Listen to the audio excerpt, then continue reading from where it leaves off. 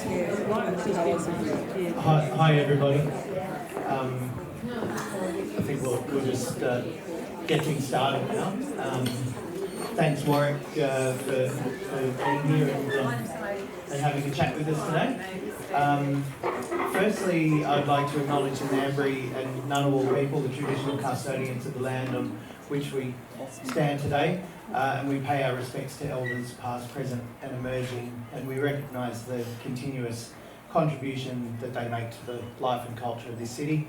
And we also acknowledge other Aboriginal and Torres Strait Islander people that are here today.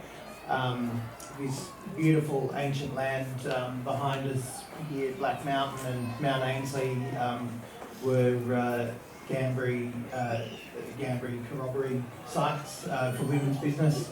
Down southwest over here, you've got towards Tidbinbilla, there's the Birragai rock shelter, which has been inhabited, archaeological evidence of continuous habitation for 25,000 years. So it's really wonderful that you can all be here to paint this beautiful ancient land.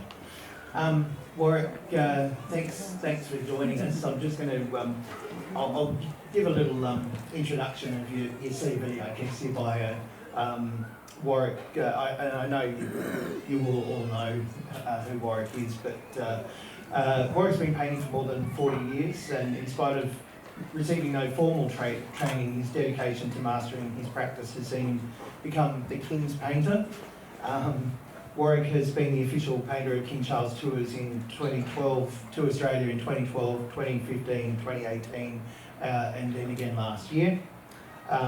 So that was when they were Prince and Princess of Wales, and then King last year. Warwick started out in painting, sculpture and printmaking, and he's now one of Australia's foremost living landscape painters. He's a fellow of the Royal Art Society of New South Wales. He's been president of the Penrith Regional Art Gallery. He lives near the Blue Mountains outside of Sydney, where he's represented by Lost Bear Gallery in Katoomba, and he's represented by galleries in Sydney and London.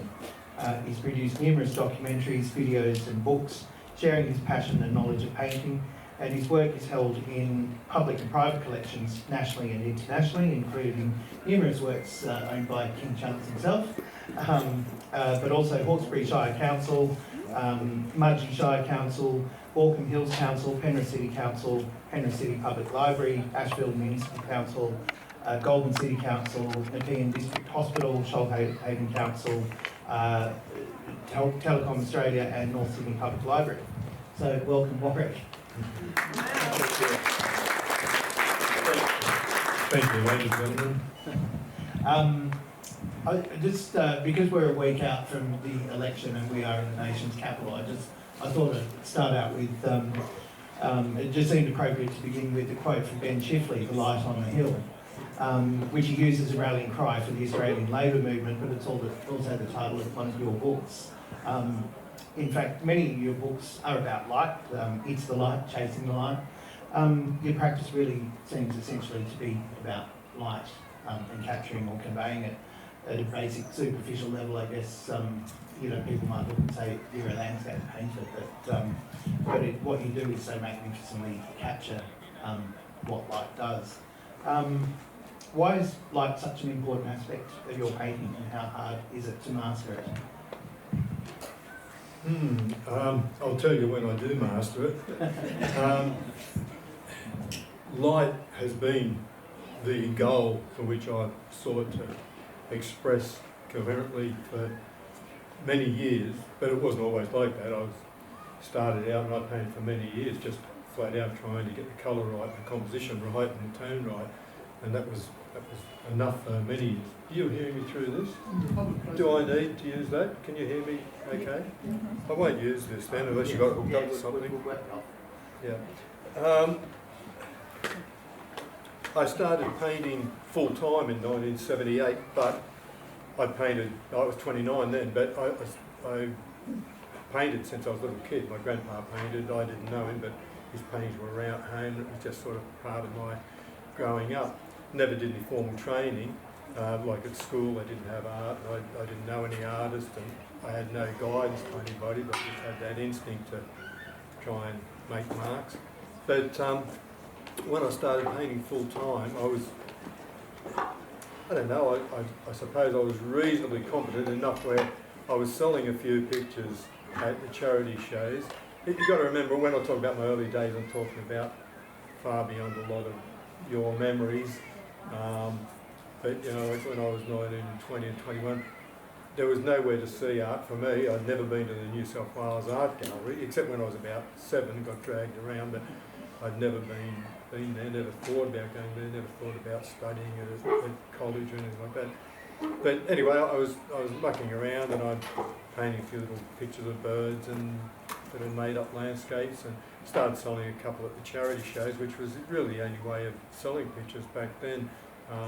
Couldn't get into a gallery, but I started selling a few little pictures. But it wasn't until I met an artist, Alan Fazell, in my mid-20s.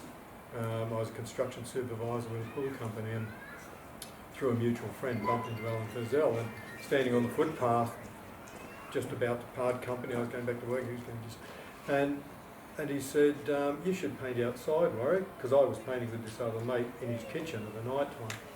And I said, oh yeah, I suppose, I don't know, I painted 1 or 2 outdoors, but I never really thought about it. But anyway, I started going outdoors, and my painting developed. It took a big crash for a little while, but it started to develop. I started understanding things a bit better.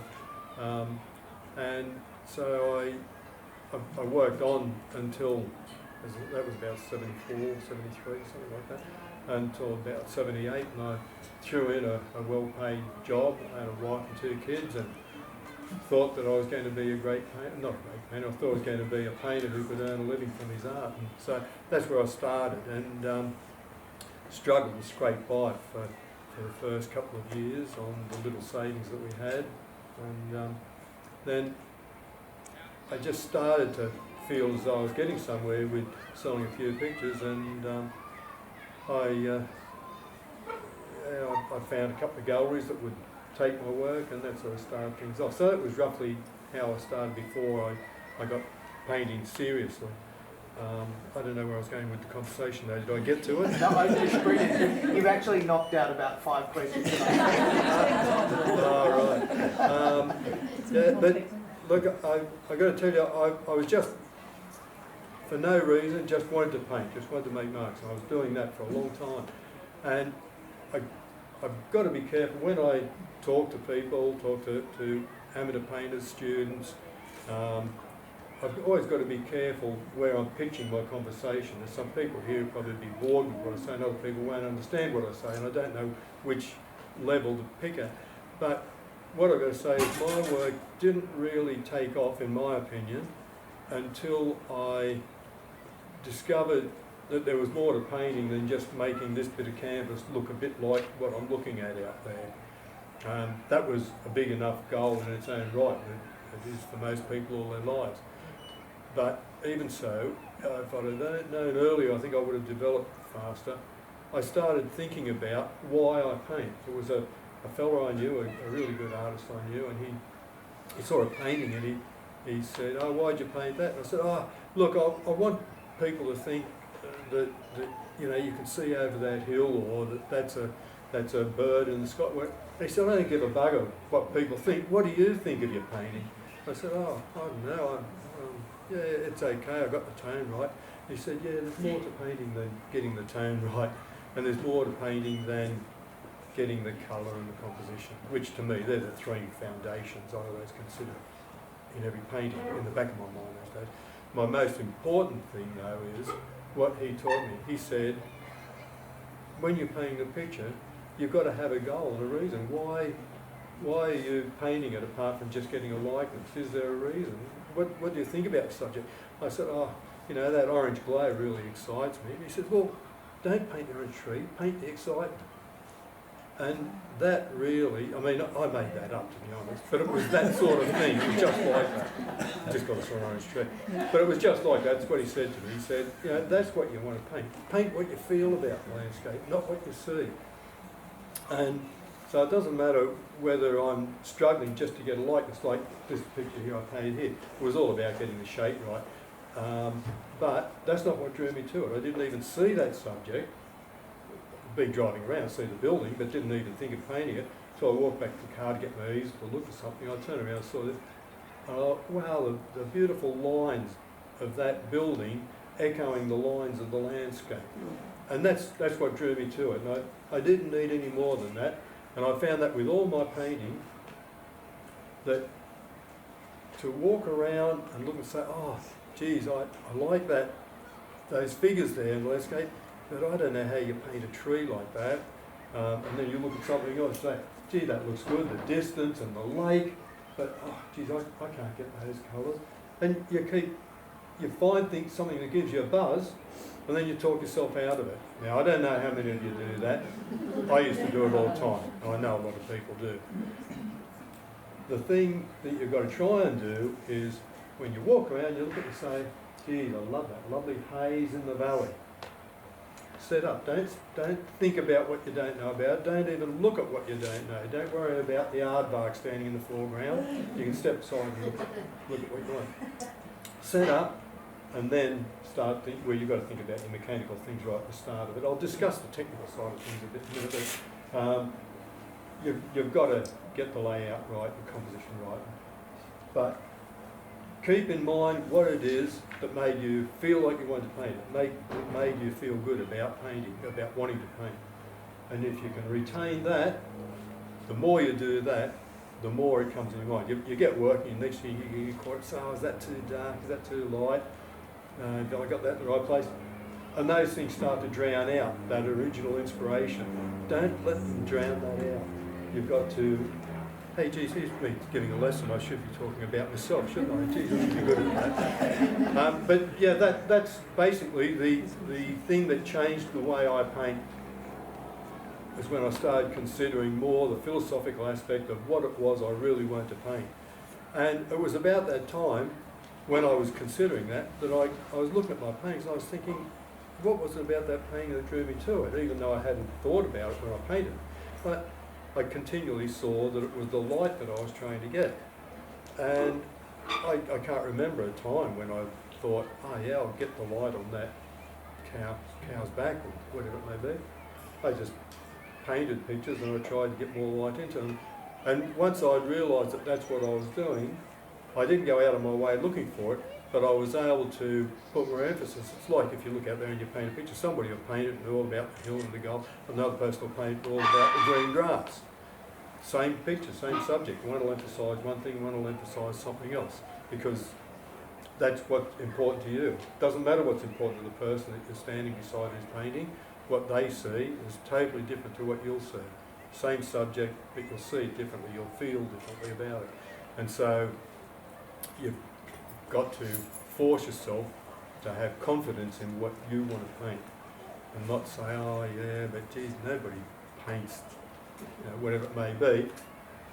I remember, geez, when I was first painting, I was standing on a hill painting a little dam, and a mate of mine out of nowhere, lived miles away, pulled up, and he was out painting too.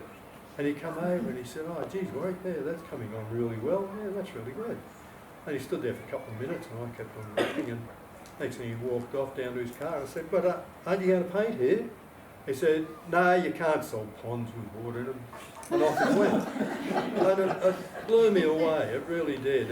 Even though in the chatter around art societies and everything, everybody's always talking about frames or sales or how much a picture's worth or what sells well and all that.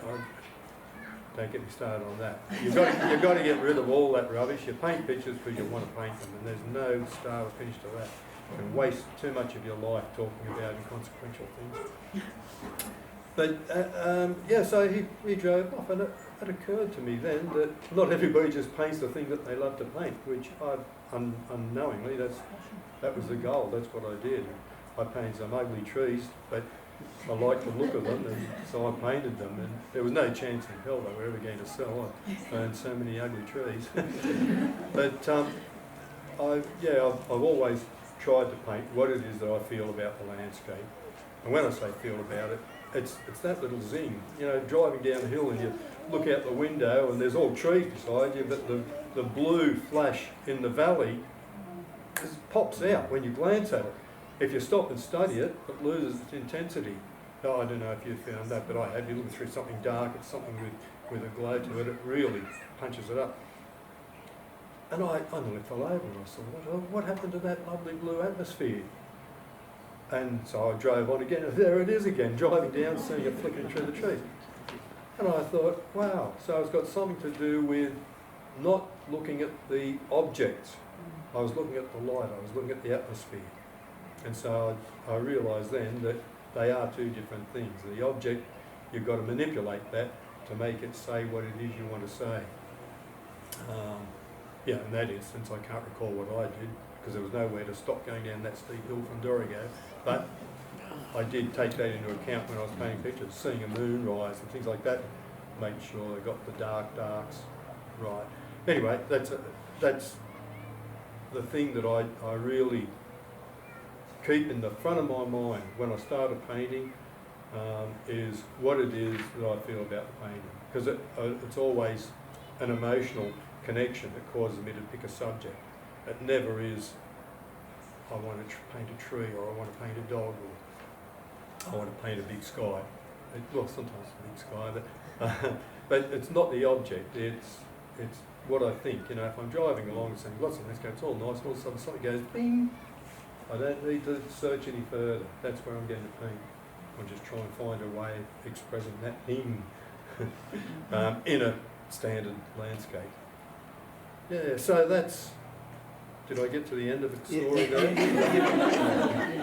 We're 12 questions down now. I'm going through going, okay, that one's gone, he's answered that, he's answered that. Which is good, you make my life very easy. Yeah, I mean, we talked about this last night and you just touched on it then, but I was saying that there's a Canberra artist, Robert Pengilly, who he'd done this magnificent painting that we bought a few years ago of Michelangelo, and it was this really heavy piece. It was like we painted on a piece of board that he found lying in the shed. Then he chipboard or something. Yeah, exactly. And then he, put supports around the back of it, just to stabilise it and keep it straight. And anyway, his wife said, he took that board and he drove up to the bottom of the mountain and he carted the thing up to the top of the hill, and he came back down, he grabbed his paints and, grabbed all of his tent and everything, several trips up and down the mountain. And I was like, oh, wow, that's quite an extreme length to go to get that painted. But are you physical like that? I mean, or you just see something that you're driving along and Look, I used to occasionally. I've got a badly damaged ankle. Had that since before I was painting full time, and so I'm a little bit restricted in as far as I can walk. But I do sometimes walk a lot further than I planned. But I really have never found a need to go far to find a picture. I learned in the early days, I've been out on the farm and a farmer said, he says, the best view you'll ever see, Warwick, if you're going to travel 500 kilometres, you won't see a better view than this.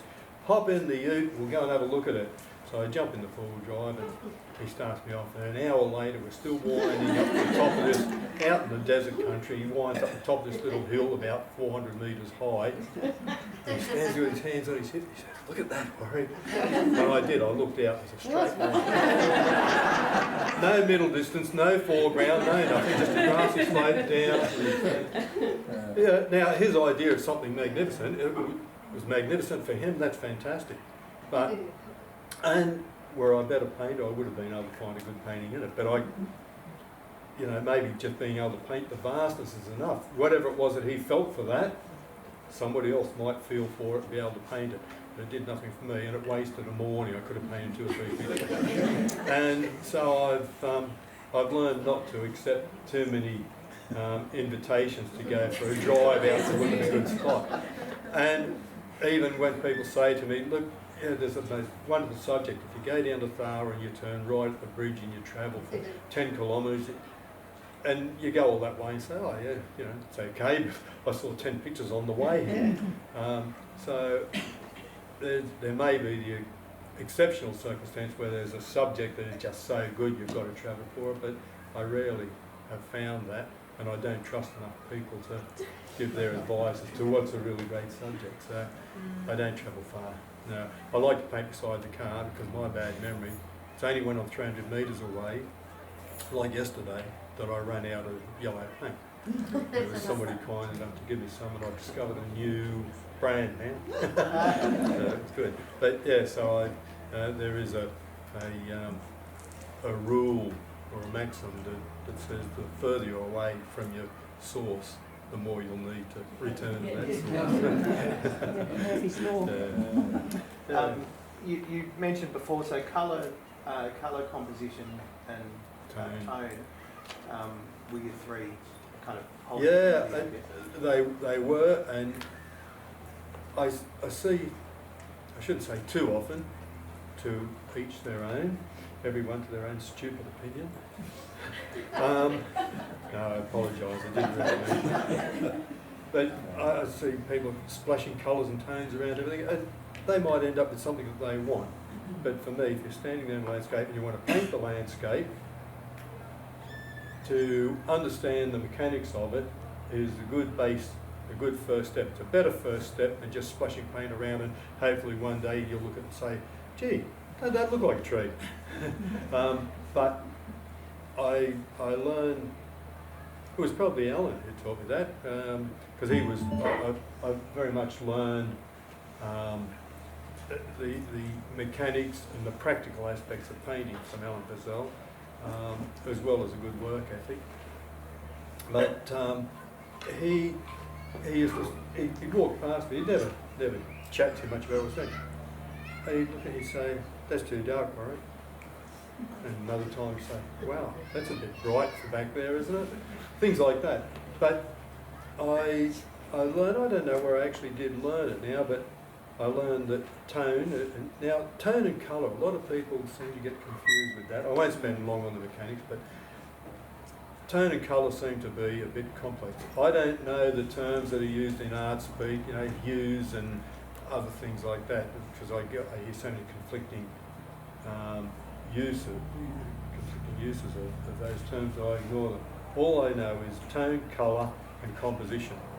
And in one of my videos, I based it on that. All the things that you want to know out there, you can mix on your board by looking at what you're painting and saying what tone is it, what colour is it, and where do I put it? Where do I put it? It covers everything. It covers composition, it covers line, it covers aerial perspective, not aerial perspective, linear perspective, and then you've got colour. Well, we all know exactly what colour is. It's not tone. Tone is light to dark, and you know that red is sort of a mid-tone, brilliant green is a dark tone, cadmium yellow is a light tone. They do have tones, but you can have a dark red and you can have a light red, two different tones of the same colour. Don't know if I'm confusing you or not, but anyway, you've got tone, which is light to dark, so you can see what tone is in a black and white photograph. You don't know whether they're wearing a red shirt or a blue shirt in a black and white photograph, because you're not seeing colour, you're seeing tone. It's a mid-tone, you know that it's going to be something, might be a grey shirt, might be a mid-tone blue shirt, might be a red shirt, might be a green shirt, all the same tone, so you don't know in a black and white photograph. So you've got to understand what tone is, and in the landscape you look at aerial perspective, things get lighter as they go back. The gum tree on that most distant hill, if you walk up to it, it's the same colour and tone as the gum tree right here outside the door. But it looks so much lighter back there because of the aerial perspective. The atmosphere has caused the tone of that to be lighter. It's also taken the colour out of it.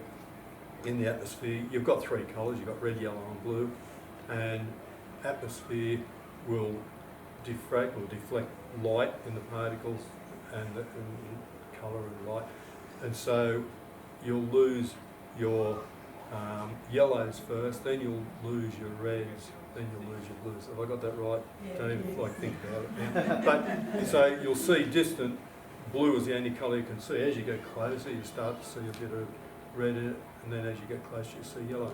So if you put a strong yellow in the distance, there's no way you can make it sit back there. It's going to look like it's a flat board, which I don't say when you paint a landscape, you're painting illusion. I don't like that term. I'm not trying to create an illusion. I'm trying to paint a reality on the board. But if you paint a strong yellow in the foreground, in the distance, it'll look like it's on a flat board. It won't look like it's 3 kilometres back. So you've got to know your colour and tone and how they work. And then drawing is where do I put it? Your drawing is the shape of those figures running down the hill, it's the shape of the tree, it's the feeling of distance by the size of things, your perspective. Drawing encompasses all those aspects. So everything you paint in a landscape is colour, tone and drawing. And if you can work on those and still keep the inspiration, you've got to have a lot of balls in the air juggling at once when you paint. There's no two ways about that. That brings me to another important subject. For I often seem rude to people when they come up, I don't talk to them, but you've got to concentrate when you paint. You can't be painting a picture and talking about getting your car in for service or what your granddaughter's been doing. You do that, you might as well be washing dishes. You're not going to learn it, you're not going to be able to paint your best, for sure. You put one mark out of place that you could have put in the right place, and you've got less than your best painting. So you've got to concentrate all the time. And the more you concentrate, the more you can get into a zone, and you can start to then pick up colours without having to think so much about them and have them right. If you can get into that zone where you're just flowing, that's when you really start to learn speed to work up. And speed is everything. Speed, it's not to get more pictures in the day. Speed is to capture that moment in time. Every second it's changing, but my paintings sort of go between 1 and 2 hours in the main these days, because that's the rate at which I've been able to paint. I can't seem to get a lot faster. Well, I can paint a lot faster. I paint 10-minute pictures, but to really capture something about what I feel about that landscape, I find that in a decent sized picture where I can put enough information into it, I find that an hour and a half to 2 hours I can maintain my concentration. After that, no matter how hard I try, I find it wandering, and so I've got to stop there. It's no good to continue on while you're exhausted. You might as well stop. You're not going to improve the picture. You're unlikely to. But the best advice I can give is think about your painting when you're painting. There's plenty of time to talk before and after. Unless you're painting just for the camaraderie and the socialising of it, that's fantastic. But be careful the person you're talking to is feeling the same. They might want to be concentrating. Because I was thinking about that this morning with the fog out here, starting to lift, and I was wondering, if people were wanting to capture that and paint that, and you're talking about speed, if you had embarked on that and then the fog's lifted really quickly and you're halfway through, how do you deal with those sorts of things? You put it aside and start another picture. Yeah, it's no good trying to fudge it or photograph it. Photographing is a bugbear of mine. I try not to be too hard, because a lot of people who like to paint for photographs, or it's convenient, or it's the only way they can paint. But for me, as an example that I've used many times, and I never know who to pick for this, but let me give you an example. If I had, I don't know, Mary, if I had Mary standing here with me right now, and I had a really good photograph taken by a professional photographer of Mary, anybody would recognise Mary. It would look perfect. It's just the colour, the tone, everything's right, the lighting is good. Which one would I rather kiss?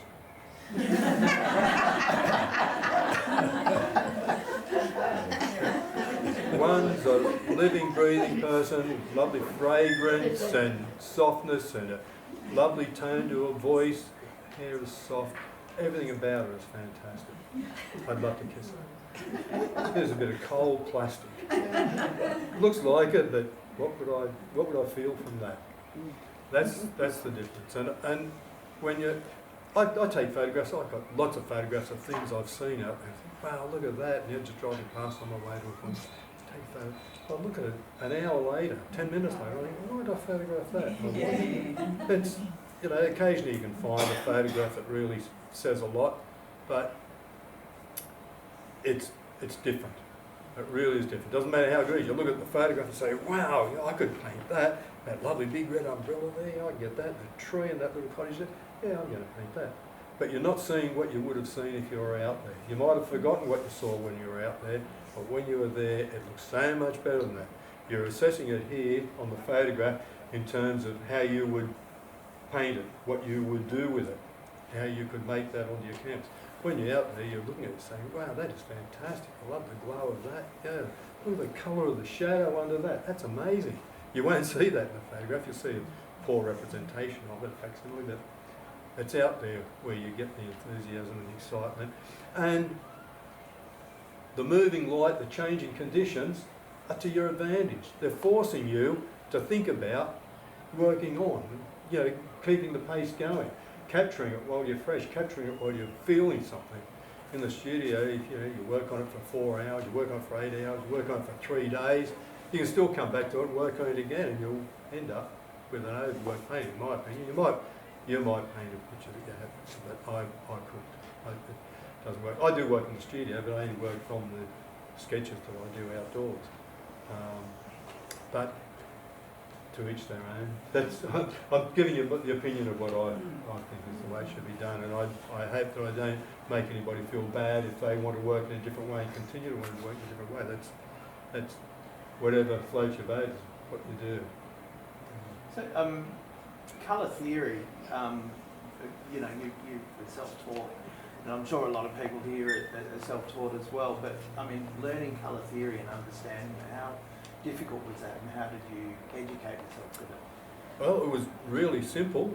When I finally did get around, I didn't for many years, and I was painting full time for a year or two when a mate of mine, Kevin Oxley, that's the guy who, anyway, that's another. He started a workshop at Windsor, and in the college. It's now the university. It was a college in those days, an ag college, and about half a dozen professional painters come along, and 4 or 5 amateurs, and we used to just paint there. And Kevin didn't teach so much as set things up, and we discuss, various aspects. But one night Kevin said to me, so let's paint a colour wheel. We'll do that. I thought, geez, a colour wheel? Yeah, everybody back in that era had read their Walter Foster books and looked at their colour wheels and done a few colour charts.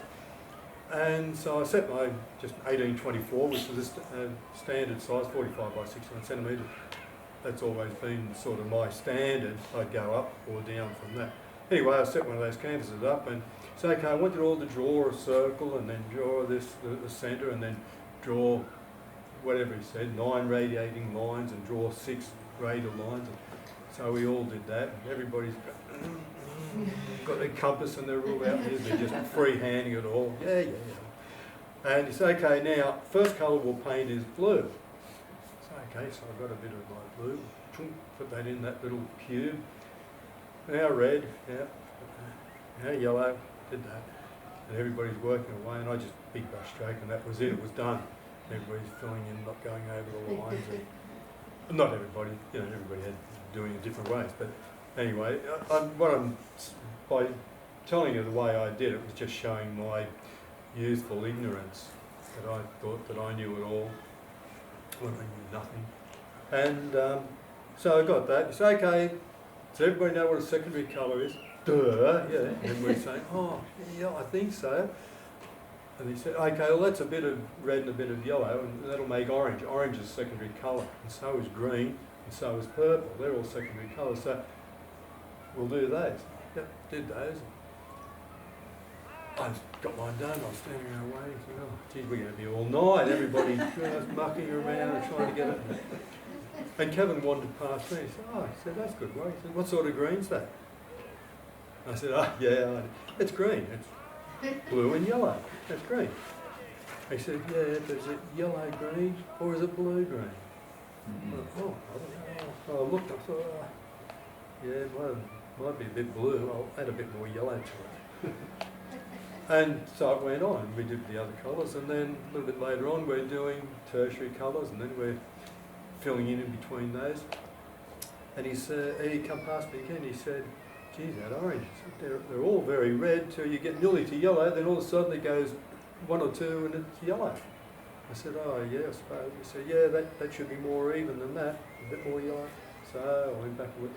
Anyway, that's the way it went. And I caught on by then, of course, didn't take a lot for me to catch on, but so then I started working on it, and then I spent the rest of the night just getting the outer rim and didn't even get to mixing the three primaries to put them into the middle to get a neutral, and then working in from all those. But anyway, I did that, and I did that on my own, and I ended up doing a bigger colour wheel that had about, forget now, 25 or 30 around the outside edge, about 10 radial differences going in. Worked on that, and then a dozen other colour charts. Now, that's where I learned colour.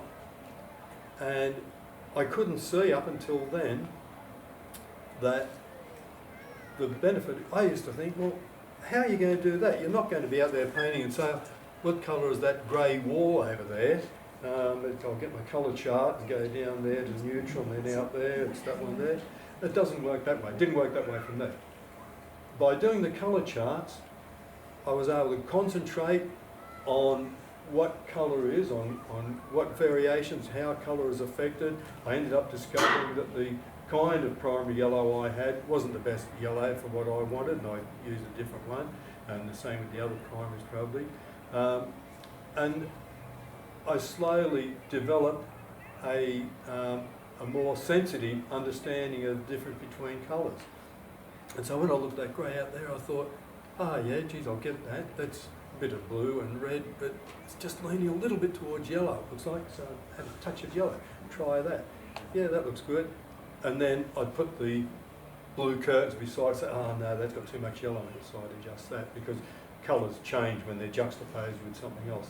But it was the doing lots and lots of colour charts, different types of colour charts, square ones, all just in purples and those, and others in different things in neutrals. And it was by doing those that I learned to analyse colour and look at what subtle differences can be made in mixing colour. So that's basically. Does that answer the question? Yeah. It's great. Yeah. I mean, like, I'm looking at these pictures here, you can see all those. If I was standing out there looking back at this building, I kind of would just go, oh, it's just greys, it's just a bunch of greys and browns or something.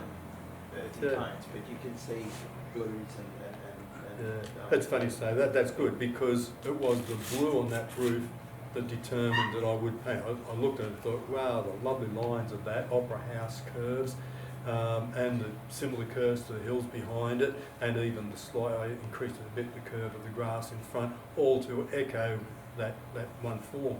But I saw that, and bing, that did it for me. But then as soon as I looked at it and thought about how dark it would be, I thought, wow, that blue on the roof really gives it character, because it's a fairly, it's all one colour. It's only the changes in shape that gives it a bit of colour. So jump onto that, because it's the one little thing that can give a bit of variety to the roof.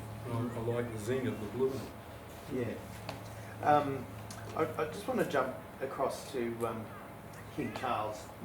I didn't want to make it too much about it, but 2012 you did your first royal tour with the Prince of Wales, Prince and Princess of Wales. How did that come about? Had you met him before, or had you No, I'm still not 100% sure, but I think I went with Casey. Casey Seeley, great painter. He's here this weekend. Yeah, he's outside somewhere painting. He wouldn't come in and listen to my book. He's out here painting. He was going over to England in 2003, I think, and I said, geez, I wouldn't mind coming over. He was dealing with a gallery over there, the Piano Nobili, lovely gallery it was. He was dealing with that over there in London. So I went over with him and I thought, geez, I'd look for a gallery. I'll keep this short if I can.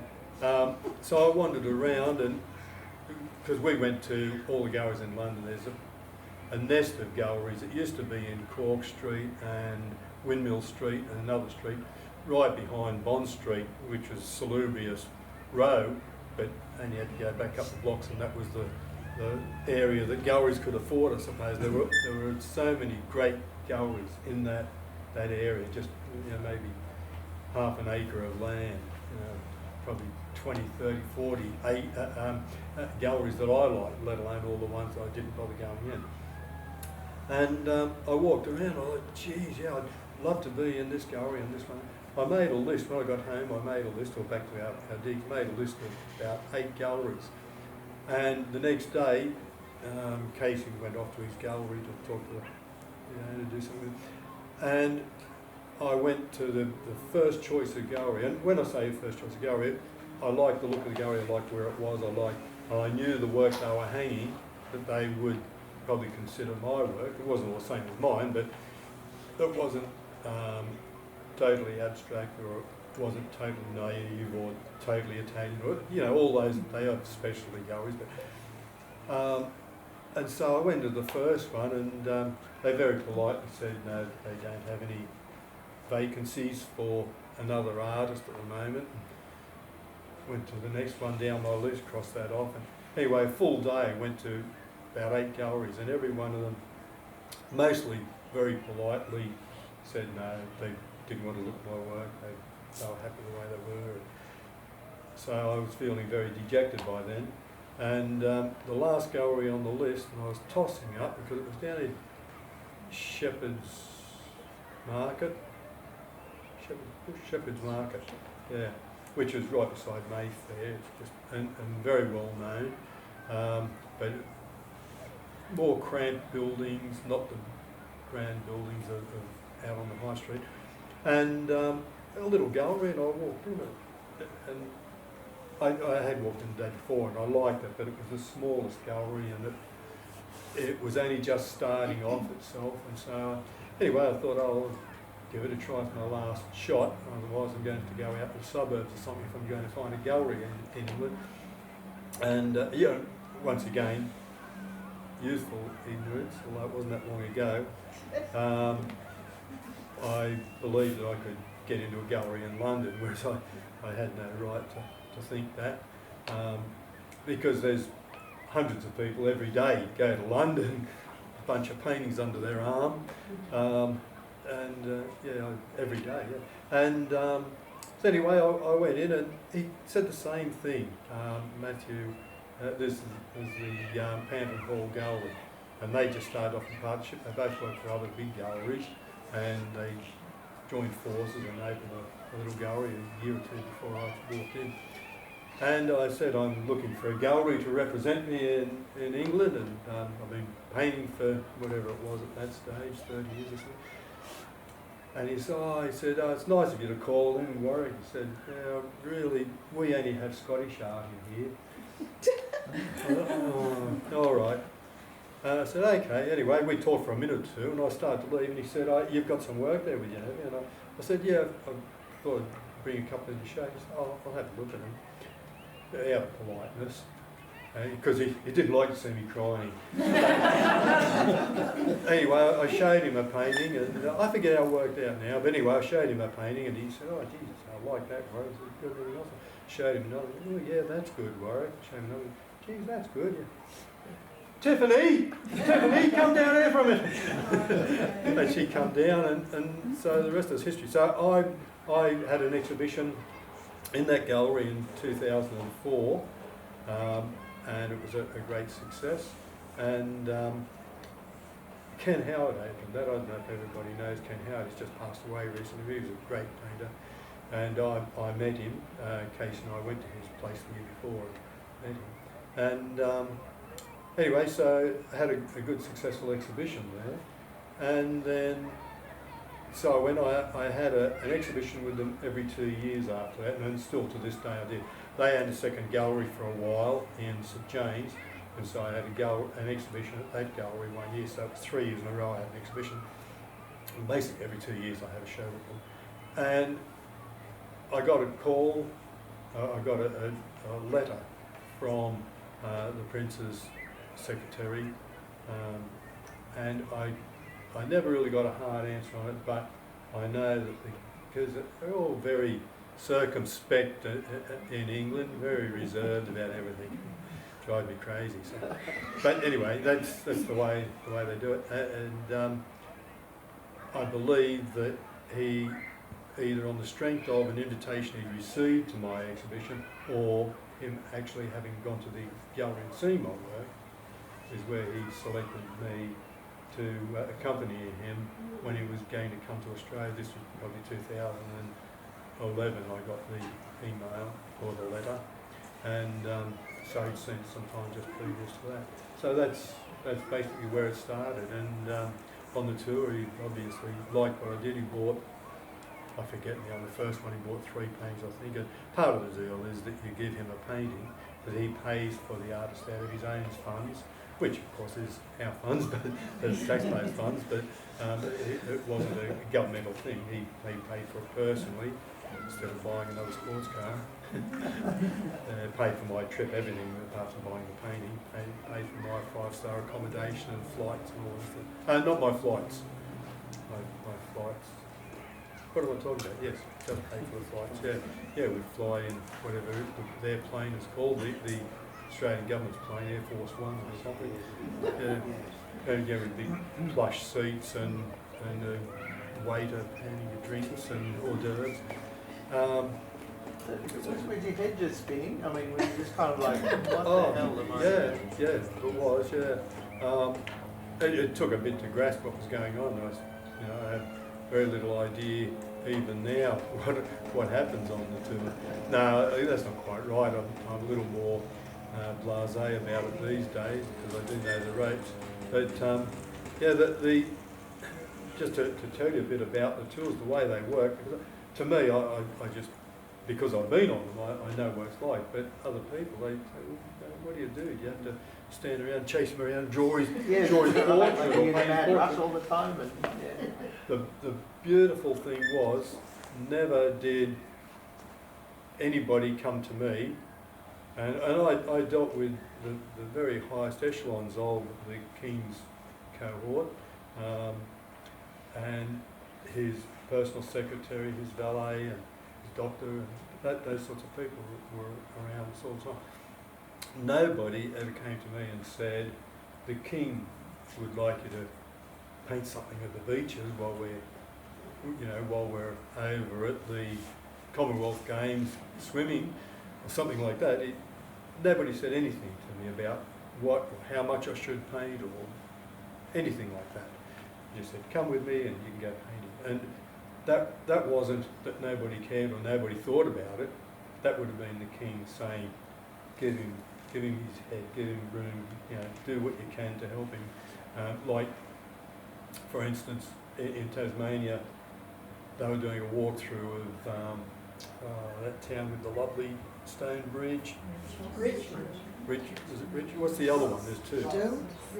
Ross. Ross. I think it was Ross. We were doing a walk down the main street and people were thronging the sides of the streets waving their flags, and they'd walk into a shop and buy a thimble or something and walk on down. And I walked in for a few minutes. I thought, oh, this is crazy. Next we're going to a merino sheep stud. I want to be there. I don't want to be standing in the middle of a crowd. And I knew I wouldn't have time to paint because we're only going to be there for 20 minutes. And that includes getting my gear out, finding something to paint, packing up and being ready when the entourage moved. So I'd have about 10 minutes to paint, which I did do a number of those, but I wanted something more than that where I could. I knew we were going to this sheep station, so I spoke to whoever it was, I forget now, it might have been security or somebody, and they got a government car, come back to me 3 minutes later and said, there's a government car in the next street there, walked down there, put my gear in, off we went down to, I forget the name of that place, but the sheep stud, where it was going to be for an hour or an hour and a half, I think. And they had, in the shearing shed, they had a big display of all Tasmania's agricultural wares and a lot of textiles from the sheep industry. And they had a shearing demonstration there, and he had all his best rams up in a paddock near the shed, ready for him. So it was going to be a really big deal, and it was fantastic. So anyway, we shot down there and pulled up, and I just grabbed my paint box and put an apron over, wearing a suit the whole time. Took my jacket off and put an apron on, and I didn't even have time to consider which would be the best one. I thought, wow, this is perched here, there's a mountain over there, that drops away down there, that'll probably be good down there. So away I went, 50, 100 metres down the paddock. I looked back and it was a great view, looking up at the shearing shed and the mountain behind, and the yards off to one side. So I started working away, and as I worked away, you could see the thunderheads building up behind me, and I'm working furiously, and the clouds building, and then the rain come over the furthest hill. I'm working, by then the entourage had pulled up and all the stuff was going on there. I would have been about, I suppose I'd worked on it for about an hour. It was the same size as the vertical. Worked on it for about an hour, and I thought, geez, I'm going to have a wet tail here. And all at the same time, I knew I had only a few minutes left before the entourage would go. And if I could have been 50 metres or 20 metres away running, and when the entourage was going to go, it was going to go. And so it wasn't waiting for an overfleet bitten painter. And because I'll finish this story first. And so I got packed up, and by then the rain was coming down, not quite reaching me, and I got that in the painting behind the shed from memory. I don't think it had reached the shed. And I got that in, but light coming through the cloud at the same time. It was a good, very raw, unruly painting, but I was happy with what I captured with it. And so, and that's why people ask me, what's it like working under the pressure of painting for the king and having to be on time with their timing? And I said, he really lucked out when he picked me, because I'm an artist who thrives on that, I really do. And that was the perfect example. That storm coming towards me, I'm working furiously. Did the same thing day before yesterday, and I got a wet arse out of that one. But the water did inform the painting, because it mucked up where I painted the rain, but it looks like big spots of rain, so I'm happy with it. But I painted that picture and got as far as I wanted to with it, and the timing was right, because I still had time to get back, and I still wasn't wet. I packed up quickly and marched up there. I waited in the background for about 2 minutes, and they walked out over the entourage, and by then I'd already washed my hands, put my jacket back on, and was ready to go. Where did they put your wet oil painting? Same as I put it. I've got drying boxes. I got dozens of drying boxes, all different sizes for different occasions, different weights and strengths. I've got another one in the van that carries 18 by 24s, and it carries 24 paintings. And then I've got that one, so small. So anyway, yeah, that was the way that worked out. Now, was I leading to a point? Did I make it? I don't know. Did he buy that painting? Was that the one he bought? I think he did. I think, no, I couldn't tell you for sure. I did a bigger one from it, and I offered that to him, but I know he didn't take that. One of the things in that painting which was really good, the sheep yards off the side of the building had the rams, and you couldn't really see them with all the distance away I was and all the railings, but he came out, the owner of the stud came out, and he was mug lair, bright red shirt for the king. Anyway, so he came out, and bingo, there he was. You'd think that I made it up, which I do often. I'll put a little note of red in somewhere if I really want to draw the eye to an inconspicuous spot that I want the eye to go to. I'll put a little note of red, but it was just fantastic. Little note of red there, and this bloke standing there with his sheep. Yeah, so that. But I can't remember now whether he did take that one. How many works have you got in his collection? He owns, I think, 21. Yeah. So I've been on 4 tours, so I've given him 4. So that's 17 he bought. Are you friends? Do you consider him a friend? I was asked that the other day, and I said, oh, in a funny way I do, which I shouldn't have, because you couldn't say we're friends, but we are on very friendly terms. And I've had every tour, he makes sure that he draws me in to, we'll bump into each other in various locations. They'll stop and have a quick word with me about what I'm doing. We'll have a little joke. I'll offer him a brush to finish the painting, and he'll laugh. But almost, I think on every tour, he's asked me to come to wherever it may be.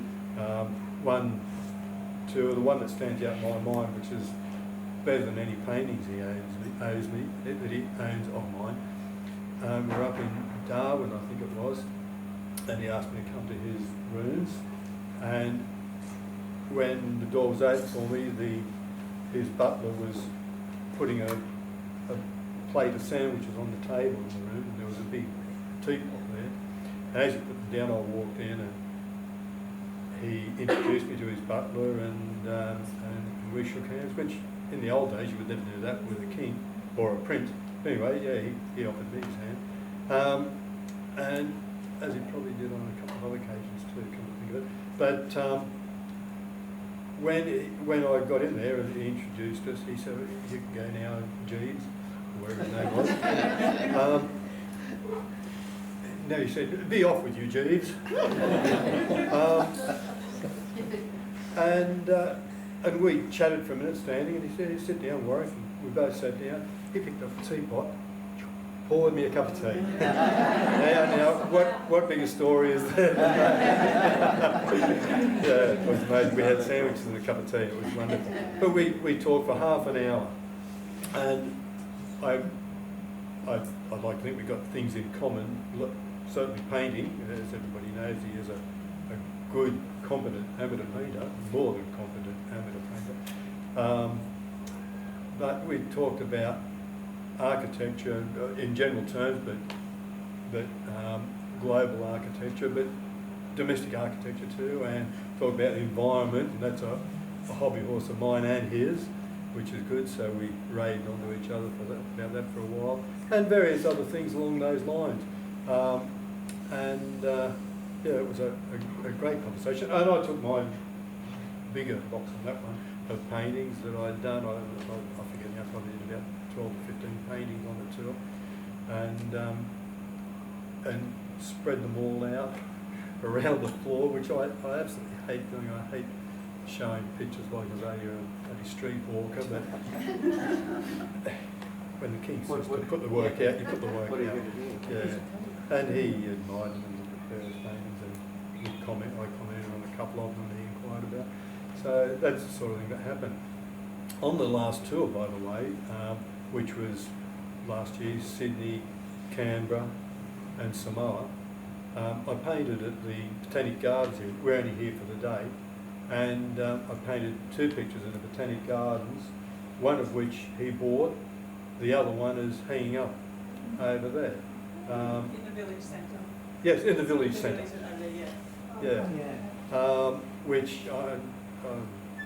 they were 2 good paintings. I was happy with both of them. I was disappointed he only picked one of them, but everyone has their own stupid opinion. Now, what was I going to say? Oh, that's right. When we got to Samoa, that was the last leg. We were there for 3 days, and he was flying from there back out, and I was going home. And so I took my work over. He asked me to bring my work over. We're in bungalows then, absolutely amazing bungalows right on the beach of the most glorious, beautiful, clear water. And his bungalow was a bit further down, and it was even better. But I put the work out around wherever I could, and blow me down. He did say, I like this one, Warwick. Picked it up. It was a recent one. He got his bum got, and he moved over there so I could see it better, and he went and got a tissue and wiped it off, and I said, fantastic, I got your DNA and your fingerprint. The trouble is I forget which one it was. It's probably hidden by the frame now. That's the one I've got at home. So it's a lucky dip. It's got to be one out of about a dozen pictures. Yeah. But just quickly, does he buy these smaller ones, or does he ask you to, can you do me He asked me nothing. a... All right. No, I don't do many bigger paintings from the ones I do on the tours. I've done one or two, but not many. But no, he just buys what he sees. I'm just conscious we've hit an hour already. It's flown by, and I want to give you guys a chance to ask any questions if you have got questions for Warwick. So, yeah. Anyone? They both have Have you already set the asked. price? Sorry? Have you set the price? Of my paintings? Yes, To him or Yeah. any generally? to him. To him, same price as I charge anybody else. I don't vary my prices for anybody. If you buy it off the easel while I'm painting, it's the same price as if it's hanging in my major exhibition in London. So, same price, every painting, everywhere, to anybody. I've got a question for Warwick. How often, if at all, do you touch up your paintings that you've done plein air when you go back to the studio? Yeah. That was, A question that I should have thought to go on myself. That's a really good question. Sorry, what was the question again? So, No, I'm joking. Look, for the reasons I spoke about why I paint, I'm trying to paint what I feel about the landscape. I had a very valuable lesson. You learn so many lessons from people you're painting with. A valuable lesson was James Wynne, wonderful painter. He was, particularly when I was first painting. He did some masterful works. And he'd work away to painting and get this magic thing. I'd see it a fortnight later in his studio or in a gallery, and I thought, oh, that's the same monkey wrangle trees he painted out there, and the same schoolhouse under them, but geez, I thought that was really good painting. Then I'd see another one, and same thing, I'd felt lesser. But I realised he'd go home and he'd work them and tidy them up and fiddle with them. And that told me straight away, I said, don't touch your pictures, Warwick. Let them stand or fall on their merits. What I say out there in paint is all I can say about the subject. Going back home to the studio, you might make a donkey's head look like a cow's head because it's supposed to be a cow, but you lose the excitement of that raw brushstroke, and to me that's everything. Painting the essence of what you've tried to paint, as Paul said in the way the paint goes, something goes through me. I feel, no, that sounds too wanky. It doesn't go through. But when I really get into the zone, I'm not thinking about the sort of brushstroke I'm making or the sort of colour I'm mixing. It goes beyond that, and that's the thing I love about painting. As soon as you get back to the studio, it loses its intuition, its intuitiveness, and it becomes mechanical and intellectual. And that's a totally different thing, even though you would recognise the difference between two of my paintings, but I paint two different ways, but I do it, and I know that one has got everything I want, the other one has got nothing of what I want. So I'd leave the paintings alone. Occasionally I will, and there is the odd time when I will rework a part of the painting if I understand what it is that I needed in the painting and what's spoiling it that won't spoil by touching up, won't spoil what I was after, but rarely do it. Any other questions? Just got one. What about when you're doing a big painting from a small one? So do you try and do the big ones plein air, or do you? Yeah, no. See, that's it's not an anomaly. Trying to find the word. It's not an anomaly. The same things I strive for hold true. I don't paint in the studio from photographs, but I paint from the sketches, and even a sketch that I think will work up into a good big painting, if it gets away on me, very rarely can I look at it 3 months later and still paint a big work from it. Sometimes I can because it's so strongly object-based that I'm able to, but more often than not, the things in it are about the sort of light, about the other emotional qualities that I felt for that subject. And so after some time I've lost them. Whereas if I went back to the studio this week, I would still feel something of what I was seeing out here, enough to get me by to work on a bigger painting. And it may not have all the same qualities and characteristics I discovered in that small one.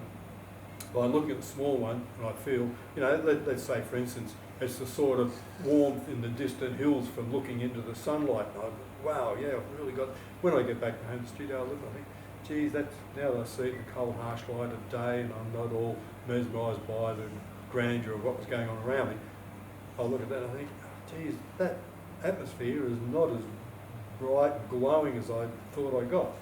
That's when I get out a bigger board and I work that idea up in the bigger painting. So that's basically the whole reason I paint the bigger pictures. Sometimes, like that big one, I don't know if anybody's seen the Blue Plateau, the very big painting in my last exhibition. To me that was a strange sort of a thing because it was about the objects, about the imagery. But the two sketches I worked that up from, well, yeah, and then I did two sketches out there, not the intention of painting a bigger picture, but I liked the idea of a bigger painting from one of them, and then I thought, well, that other one, I just don't see enough out in the distance. This other one was all about the distance. So you could sort of say I put them together, and in some ways I did do that. But then when I had that idea, then I developed those up into, you know, pictures about that big to work the idea out, and then from that went into the very big painting. So that's the way those bigger paintings evolve.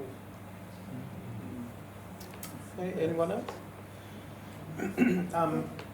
There were so many other questions that I had for you. I mean, one maybe some advice or wisdom that you might have for upcoming plein air painters. Look, it sounds trite. The only real advice I give is paint, paint, paint. That's it. Just paint. But think about when you paint. You work intuitively. I work intuitively. I don't like to be too cerebral about it when I'm looking at the subject. You've got to get your ducks in a line. You've got to have your tone, colour and drawing right. And so you've got to think about that. But don't let that exclude what you felt about what you wanted to paint the picture for. You look at it, you're busy saying, geez, is that tree darker or lighter than the background? Oh, what an agony that is. But don't forget that you want to paint it because you like the way the tree glowed or the way the shadow cast on the ground. That's why you paint it, so don't forget that. Even though you've got to concentrate on getting your tone and your colour and your drawing right, try and keep in mind what it is that caused you to want to paint the picture. And do it with joy. If you're thinking that, oh geez, that's not right, oh I can't get that, I don't know how to do that, that crowds your creativity, and it crowds everybody's mind all the time, I know. But you've got to try and subordinate that and keep going back to, what did I like about it? I love that lovely glow with the shadow under the tree, or the lovely colour in it, or something, whatever it is. Keep going back to that. And so when you're painting, you're thinking, well, what do I do with that hill? Whatever I do with it, I've got to make sure that it's light enough so that shadow stays dark. What do I do with the colour of the grass and sunshine? Whatever I do with it, I've got to make sure it makes that shadow cold or warm or whatever it is I like about it. You've got to keep referring back to what it is that made you want to paint the picture in the first place. So that's I could probably come up with 100 things I could give you advice on. It all go and you wouldn't know what I said. But yeah, that's basically it. Paint, paint, paint. Just paint and love what you paint. Well, thanks, Warwick. Yeah, really wonderful My pleasure. chat. Yeah, I'll just mention, we've touched on it before, but yeah, some of Warwick's works are on display in the village centre over there alongside Tash and Leon and others. And Warwick's going to be attending the Government House event tomorrow. And also Warwick will be judging alongside my wife Casey. They'll be judging the works on Sunday. And Richard, if you're into art books, which I know a lot of you probably are, he's got some books for sale at the terrace room as well, his paintings. Can I sorry, don't cut yet. Just one thing I just thought of, it's a bit self-serving, a bit bragging, but the King asked for an exhibition to be organised of his tour artists. He's been taking artists with him wherever he travels in the world since 1985, and he's had 42 artists with him over those years on many tours. And I don't know how many of them have been on 4 tours with him. Now, I don't know if there's been any. There's only been one thing on him, being with him when he's king, and that's me. But so they're putting a collection of work together, all the works he's collected since then. I don't know how many works that is, but there's going to be an exhibition at Buckingham Palace of about 75 paintings, I think, which will include some of mine, or at least one of mine, I don't know how many. And on top of that, he's asked for a book to be published of his tour artists, and his people have been in touch with me.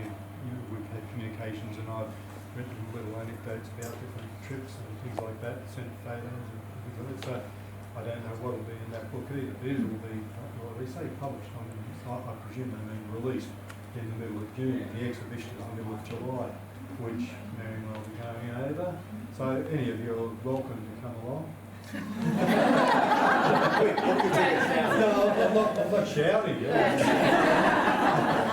that this year or next year? Sorry? Is that this year Yeah, or this next year. This year. Yeah, so that's the When next it's little bit exciting in my life. Yeah. Congratulations. when this year? July. July. July 16, I think that. There was a press release yesterday, and it's in all the London newspapers about it.